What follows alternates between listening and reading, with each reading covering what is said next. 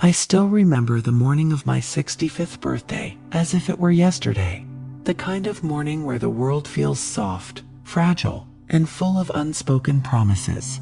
The sun was just peeking through the curtains, laying golden strips of light across my old quilt. I sat there for a moment, listening to the house breathe quiet creaks in the wooden floor. The faint hum of the refrigerator, the distant bark of a neighbor's dog. It felt like a day that should have been full of laughter, full of voices. A milestone birthday. After all, 65 isn't small. It's a number that makes you look back at the decades behind you and wonder what they've all added up to. I swung my feet onto the rug and whispered to myself, today's the day. They won't forget this one. Not this year. For weeks, I had been secretly preparing. Not because I expected a big celebration, but because I wanted to give my children a reason to come home. I had baked a cake the night before my famous chocolate fudge, the one that used to disappear in minutes when they were little. I set it carefully on the counter, covered with a glass dome, and each time I walked by, I caught myself smiling. The dining table was already decorated, nothing extravagant, just a vase of fresh daisies from my garden, a tablecloth ironed smooth, and 3 plates set out neatly, one for each of them, David, Lisa, and Michael. My babies, my grown babies. I even placed forks and napkins, making sure everything matched. A little silly, maybe, but it gave me hope. Hope that today, things would be different. And I'll be honest with you, my hands trembled as I tied balloons to the back of the chairs. Not because I thought they'd be impressed by balloons, but because I wanted the house to feel alive, to feel festive, so that when they walked through the door, they'd see that I hadn't given up on us. I glanced at the clock. 9 a.m. too early for company, but my heart was already racing. I boiled a pot of tea, sat by the window, and let myself imagine the moment. The knock on the door, the laughter spilling in, the hugs, the candles lit. The sound of happy birthday echoing against these quiet walls. What would you have imagined if you were in my place? Would you have dared to picture it? Or would you have guarded your heart against the disappointment you already knew might come? Because that's the thing about hope, it's stubborn. It creeps in even when experience tells you not to expect much. The morning slipped into afternoon. I tried not to watch the clock, but every tick echoed inside me. Noon came. No knock, no call. I told myself, they're busy. They have kids, jobs, lives. I tried to fill the silence by polishing the silverware, by rearranging the flowers in the vase, by checking the cake to make sure it hadn't dried out. But beneath those small tasks was a growing ache. By 2 o'clock, I had already boiled the kettle 3 times, pouring out cold tea that had gone untouched. My phone sat on the table beside me, screen dark, stubbornly silent. I picked it up anyway, checked it again, scrolled through old photos, birthdays gone by, when their cheeks were still round with youth, when icing was smeared on little fingers, when laughter filled the air so easily. I told myself, they'll come. They always come eventually. But that wasn't true, was it? Not anymore. 3 o'clock, 4 o'clock. Shadows began to stretch across the floor. The balloons bobbed softly every time I passed them, like they were mocking me. Finally, I decided to call David, my eldest. My rock, or at least, he used to be. He answered after a few rings, his voice rushed, distracted. Mom, I can't talk long. I'm in a meeting. Oh, I just wanted to see if you might be stopping by today, I said, trying to keep my voice light. Today, oh Mom, I completely lost track. It's your birthday, isn't it?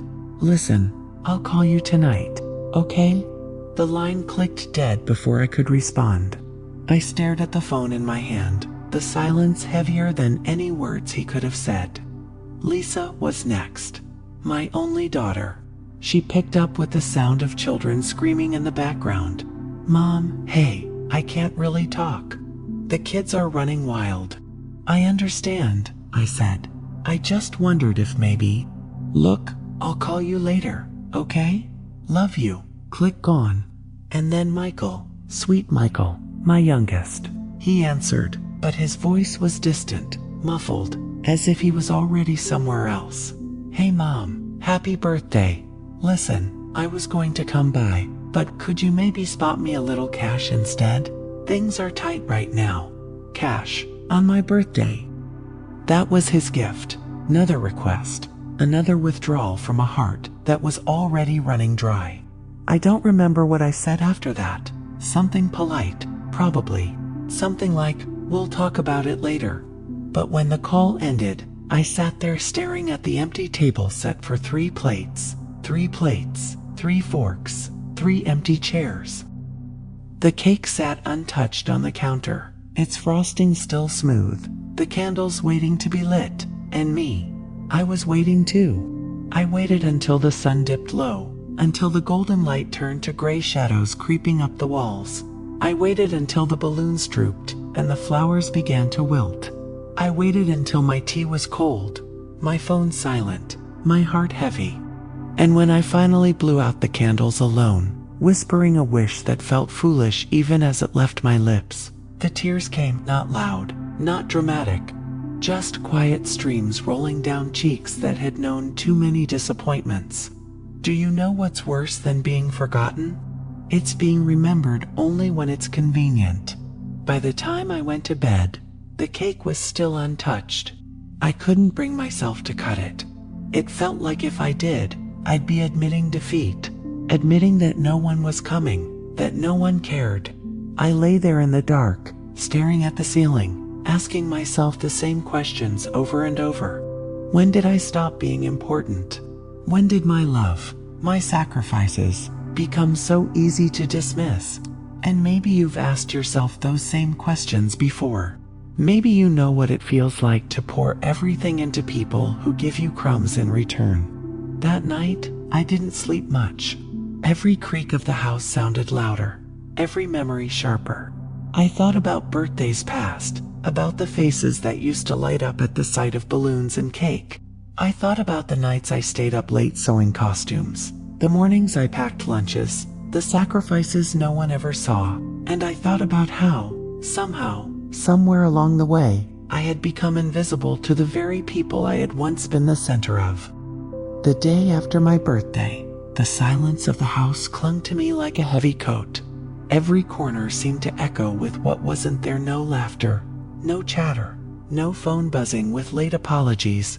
Only me, the quiet hum of appliances, and the faint tick of the clock on the wall. I tried to tell myself it was just another day. Birthdays come and go, right? Maybe I was being dramatic. Maybe I expected too much. But deep down, I knew the truth. That empty table, those untouched chairs, that perfect cake sitting under the glass dome, they weren't just about one day. They were symbols of something larger. Proof that I was slipping out of their lives like sand between fingers. Still, I tried to push on. That morning, I tied back my hair, slipped into my gardening gloves, and told myself, you'll feel better with a little sunshine. Get some air. Keep moving.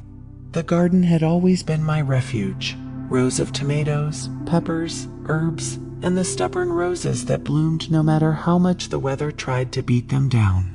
Caring for them gave me a sense of purpose, of control. But as I knelt in the dirt, the ache in my chest grew sharper. Not the kind of ache that comes from sadness alone, but a physical tightening, a warning. I paused, pressing a hand to my sternum. Breathe, just breathe. The ground tilted slightly, the edges of my vision blurring. I told myself it would pass, that it was just fatigue. After all, I'd been up half the night replaying yesterday's disappointments. But then the world seemed to tilt harder. My knees buckled, and before I knew it, I was clutching the edge of the porch railing. The wooden slats dug into my palm, and for a terrifying moment, I thought I might go down completely. And then darkness. I don't know how long I was out. Minutes, seconds. When I opened my eyes, the world was spinning. My breath came in ragged gasps, and I realized, with a jolt of fear, no one was here. If something happened to me, if I fell, if I didn't wake up, No one would know. That thought cut deeper than the pain in my chest. I somehow managed to crawl back inside and slump against the wall, my phone heavy in my hand. I scrolled through my contacts, finger hovering over David's name. I wanted to call him, to tell him what was happening, but then I pictured his rushed voice, his distracted tone. "I'm in a meeting, Mom." Lisa's name blinked next. I imagined the chaos of kids screaming, her sigh, "I don't have time for this right now." Michael, my youngest, I already knew what he'd say. He'd answer, yes, but only long enough to ask for something. Money, favors, something that would make me feel like less, not more. And I froze. Tell me honestly, if you were me in that moment, who would you have called? Would you have risked hearing indifference when your body was begging for help? In the end, I didn't call any of them. I pressed 911 instead. My voice shook as I told the operator my address, explained my chest pain, and waited for the wail of sirens. Minutes later, the paramedics arrived, 2 young men and a woman, efficient and kind. They lifted me gently onto a stretcher, secured oxygen under my nose, and loaded me into the ambulance. The ride to the hospital was a blur of flashing lights and clipped voices. I stared at the ceiling above me, the antiseptic smell sharp in my nose, and all I could think was, not one of my children knows, not one of them is here. At the hospital, doctors ran tests, blood work, EKG scans. A middle-aged man in a white coat eventually came in, his expression serious but not unkind. "You had a mild cardiac event," he explained. "The good news is, it wasn't catastrophic, but it's a warning. Stress, lack of rest, age, it's all catching up to you. You'll need medication, monitoring, and above all, support. Do you have family nearby who can help?" Support family. The words hit harder than his diagnosis. I swallowed hard. "No," I whispered. His eyebrows lifted slightly, but he didn't press. He just nodded, made notes, and told me I'd be kept overnight for observation. That night, as I lay in the hospital bed with machines softly beeping beside me, I thought about the irony.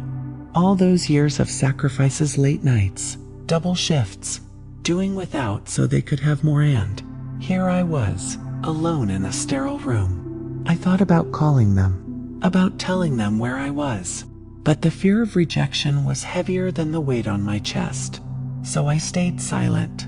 The next morning, as sunlight streamed weakly through the blinds, a nurse bustled in to check my vitals. Her name was Maria. She was in her late 50s, maybe early 60s, with kind eyes and a voice that carried a warmth I hadn't realized I'd been starving for. "How are we feeling today?" she asked, adjusting my four. I shrugged, forcing a smile. "Better, I suppose. Just tired." She glanced at my chart, then back at me. "Do you have someone coming to sit with you? A daughter, maybe. A son?" The question sliced me open. I hesitated, my throat tight. "No," I admitted softly. "No one." Something flickered in her eyes. Not pity, no, it was deeper than that. Understanding. She pulled up a chair and sat for a moment, even though I knew she had other patients to see. "Well," she said, "then you've got me for now. And sometimes, that's enough." That simple kindness, it undid me. Tears slipped down my cheeks before I could stop them. Maria reached for a tissue, placed it gently in my hand, and squeezed my fingers. In that moment, she felt less like a nurse and more like family. For the rest of the day, Maria checked on me more often than she needed to. She adjusted my pillows, brought me extra water, even smuggled in a cup of real coffee from the staff lounge, because, as she put it, hospital coffee is a crime. We talked about little things at first, the weather, the garden she kept at home, the stubborn tomatoes that refused to ripen. Then deeper things, about her own children, about how life doesn't always turn out the way we expect. I found myself opening up in ways I hadn't in years. I told her about the cake waiting on my counter, about the table set for 3 that stayed empty, About the phone calls that ended too quickly, the birthday wishes that felt more like obligations. She listened, really listened. And when I finished, she didn't offer empty platitudes. She just looked at me and said, "You deserve better than that. Don't let their neglect convince you otherwise." That night, I slept more soundly than I had in weeks. When I was discharged 2 days later, Maria walked me out to the lobby. "Do you need someone to drive you home?" she asked. I hesitated, embarrassed. "I'll call a cab." "Nonsense," she said firmly. "I'm off shift. I'll take you." And she did. She helped me into her small sedan, asked about my favorite radio station, and hummed softly as she drove. When we pulled up in front of my house, she turned to me. "Listen," she said, "I don't mean to overstep, but if you ever need anything, a ride, someone to talk to, even just a cup of coffee, you call me, okay?" She pressed a small slip of paper into my hand with her phone number. I clutched it like it was a lifeline. Because, in many ways it was. That evening, as I stepped back into my quiet house, the balloons now wilted, the cake stale, I realized something. Sometimes, family isn't who shares your blood. Sometimes, it's the stranger who shows up when no one else does. And Maria was that stranger. But she wouldn't stay a stranger for long. The days after leaving the hospital felt different. Not just because of the medication bottles lined neatly on the counter, or the stack of discharge papers with instructions I barely understood, but because of the slip of paper on my nightstand with Maria's number written in her neat handwriting. I would glance at it every morning, tracing the digits with my eyes, wondering if I should call. Part of me felt silly, like I was imposing. But another part of me, the part that had grown used to silence, knew I needed to. So one Tuesday afternoon, after a particularly lonely morning, I picked up the phone and dialed hello. Her voice came warm, steady, just as I remembered. "Maria, it's me, from the hospital." There was a pause, then laughter. "You don't have to explain. I remember. I was hoping you'd call." From that day on, Maria became a constant thread woven into my life. She stopped by after work sometimes, bringing groceries or a fresh loaf of bread she'd baked herself. We'd sit at my kitchen table, sipping coffee, talking about everything and nothing. Other times, we'd walk slowly through my garden, her pointing out which plants looked thirsty, me showing her the stubborn roses that refused to quit. It wasn't just her presence. It was the way she made me feel seen, valued. She didn't rush through conversations or glance at her phone mid-sentence. She asked questions and really listened to the answers. Do you know how rare that is? To be listened to without someone waiting for their turn to speak. For the first time in a long time, I felt alive. But of course, life has a way of testing you just when you've started to heal. One evening, as the sun dipped low and painted the sky in hues of orange and pink, my phone rang.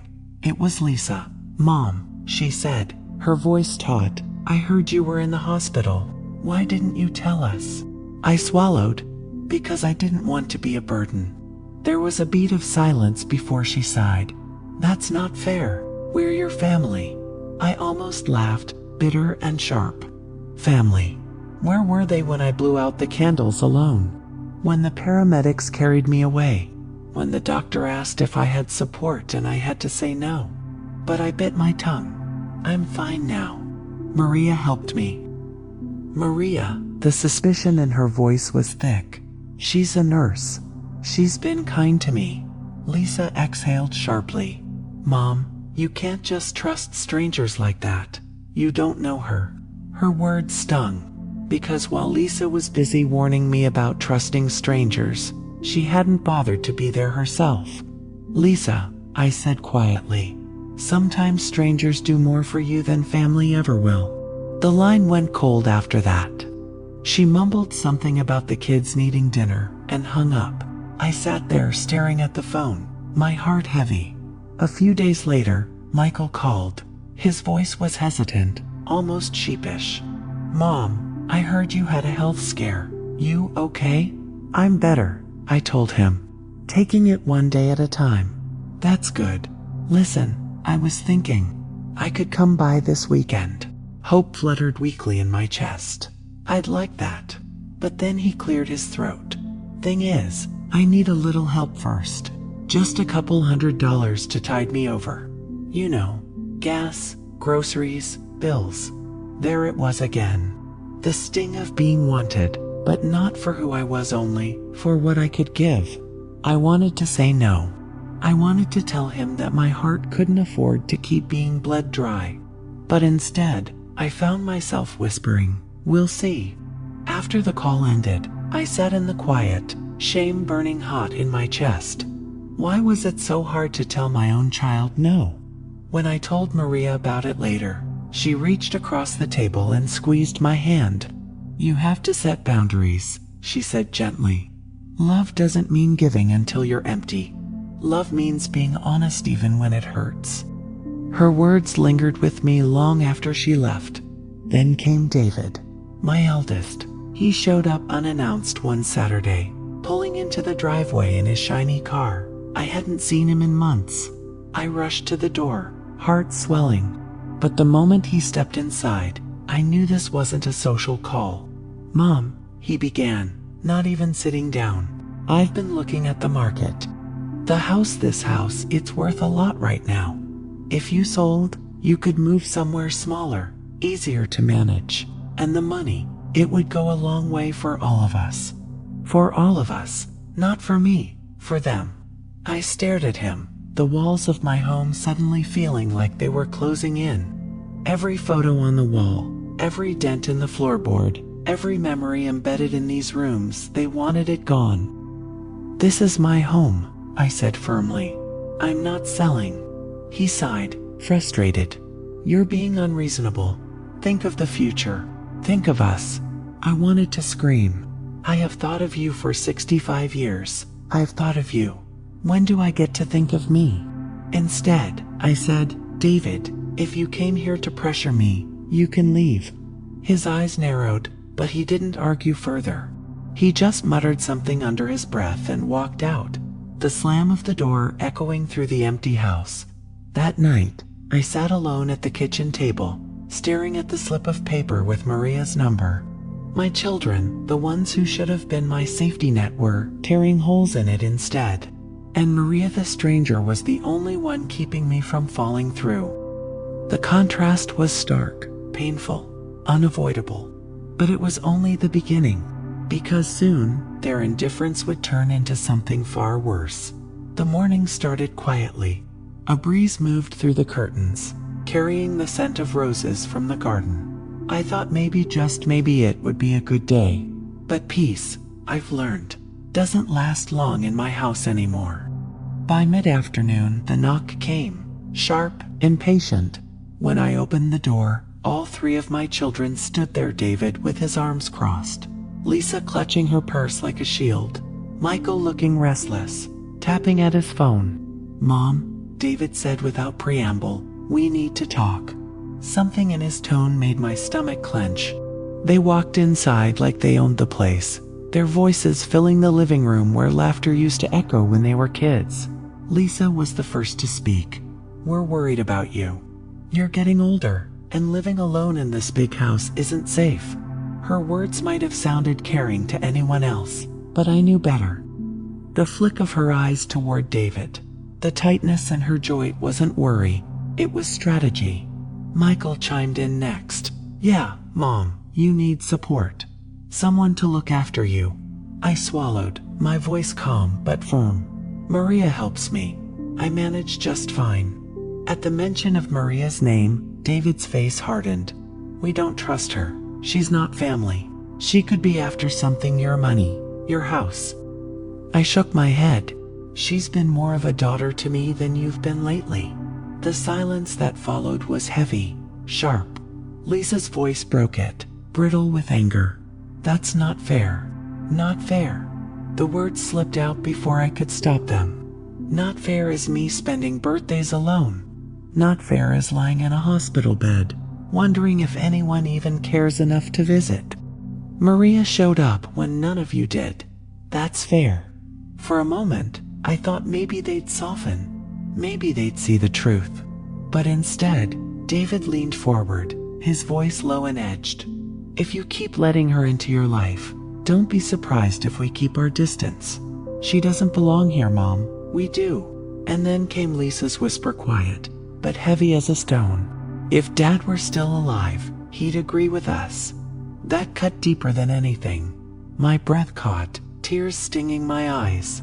They had turned my love into a weapon. I stood, my hands trembling. Enough. If you can't be here for me without strings attached, then don't be here at all. They left soon after, muttering between themselves, the door slamming behind them like punctuation to their cruelty. When the house was quiet again, I sank into my chair, every bone aching not from age, but from heartbreak. I thought it was over, that the confrontation had ended things. But I was wrong, because 2 days later, the letter arrived. It came in a crisp, white envelope, my name scrawled in Lisa's handwriting. For a moment, my heart lifted. Maybe it's an apology, I thought. Maybe they regret what they said. But as I unfolded the paper, my hands began to shake. Mom, we love you, but we can't keep watching you make reckless choices. That woman, Maria, is taking advantage of you. If you don't cut ties with her, we'll have no choice but to step back completely. Think about your family. Think about us, David, Lisa, and Michael. The words blurred as tears filled my eyes. Think about us. That's all it ever was them. Their needs, their inheritance, their control. Not once did they write, think about you. Think about what makes you happy. I folded the letter slowly, setting it on the table beside me. My hands felt cold, my chest hollow. Maria came by that evening, and when she saw my face, she knew something was wrong. I showed her the letter, my voice breaking as I read it aloud.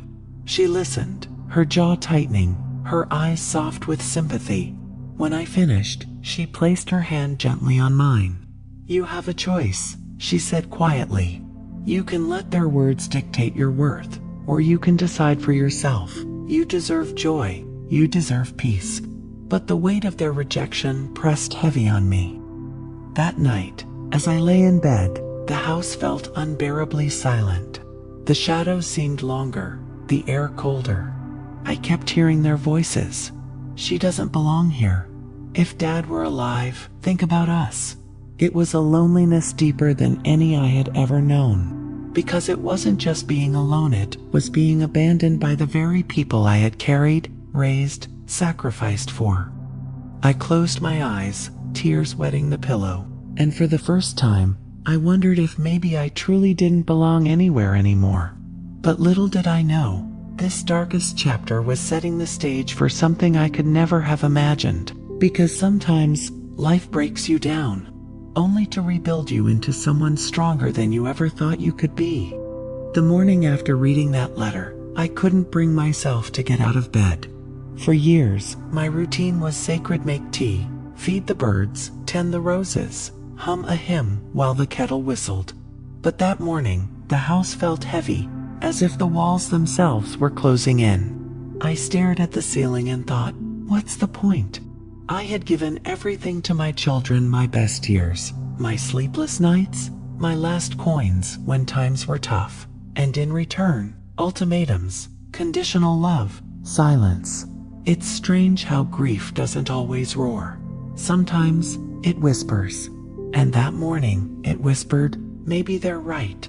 Maybe you're nothing but a burden now. But then knock, knock, Maria. Her timing, as always, was grace itself. She peeked her head in, her smile soft. I brought breakfast, and I'm not leaving until you eat. I almost told her to go, to let me sit in my sorrow. But something in her voice, gentle yet firm, pulled me back. She carried in a tray, eggs, toast, fresh tea. She set it on the nightstand and sat on the edge of my bed. You don't have to pretend, she said. I know you're hurting, but don't let them steal the parts of you that still shine. Her words sank deep. For the first time in days, I ate slowly, but I ate. Over the next week, Maria became more than a visitor. She became my anchor. She helped me in the garden, laughed at my old stories, even convinced me to try baking again. The kitchen smelled of sugar and cinnamon like it hadn't in years. But more than that, she listened. And isn't that what we all want? Not someone to fix us, but someone to hear us. One afternoon, as we trimmed the roses, I asked her, "Why do you care so much? You barely knew me before all this." She paused, clipping a wilted bloom. "Because once, I was in your shoes, alone, forgotten. Someone stepped in for me, and now it's my turn." Her eyes glistened, her voice steady. In that moment, I realized Maria wasn't just helping me, she was healing herself too. Still, the ache for my children lingered. Nights were the hardest. I'd sit by the window, staring at the road, hoping one of them might appear. But they didn't. Not until the day David showed up again. It was late evening, the sun sinking low, painting the sky in shades of fire. The knock startled me. When I opened the door, there he was, my eldest, my David. But he looked different. His shoulders sagged, his eyes tired, his clothes wrinkled. Not arrogant, not defensive, defeated. "Mom," he said softly, "can I come in?" I stepped aside, my heart pounding. He sat at the table where we once shared Sunday dinners, his hands trembling as he held his cup of tea. "I owe you the truth," he began. "The reason I've been so harsh, it wasn't just about Maria. It was about me. I lost my job months ago. I've been drowning in debt. I thought if I could secure the house, maybe I'd have something solid again. I told Lisa and Michael it was about protecting you, but it was really about saving myself." His voice cracked. "I'm sorry, I was wrong." For a long moment, silence hung between us. My instinct as a mother was to comfort him, to brush it all away, to say it's okay. But it wasn't okay. And if I'd learned anything through this pain, it was that love without honesty isn't love at all. "I appreciate your honesty," I said finally. "But trust has to be rebuilt, not demanded." He nodded, tears in his eyes. "I'll earn it, if you'll let me." Over the next weeks, something shifted. David began visiting not with demands, but with effort. Fixing the loose porch step, carrying groceries, sitting quietly just to keep me company. Lisa and Michael stayed distant, their pride too thick to bridge. But that was their choice. And one evening, as Maria and I sat watching the sunset, David joined us on the porch. For the first time in years, I felt a beginning. Not perfect, not whole, but real. Maria leaned over and whispered, "See? Sometimes love needs breaking to be rebuilt stronger." Now, months have passed. My house feels alive again, not because it's filled with people every day, but because it's filled with love. Genuine, patient love. Maria has become family in every way that matters. David is slowly mending what he broke, and me. I've learned the hardest, most freeing truth of all. Family isn't always about blood. Family is about who shows up, who stays, who reminds you of your worth when you've forgotten it yourself. So if you're watching this, and you've ever felt abandoned, unloved, or invisible, hear me when I say this. You are not the sum of other people's neglect. You are worthy, even if they can't see it yet. And maybe, just maybe, your Maria is out there too. If this story touched your heart, take a second to hit like, drop a comment with your own experience, and subscribe so you never miss the next story from Granny's Vault. Because here, memories live, and stories never fade.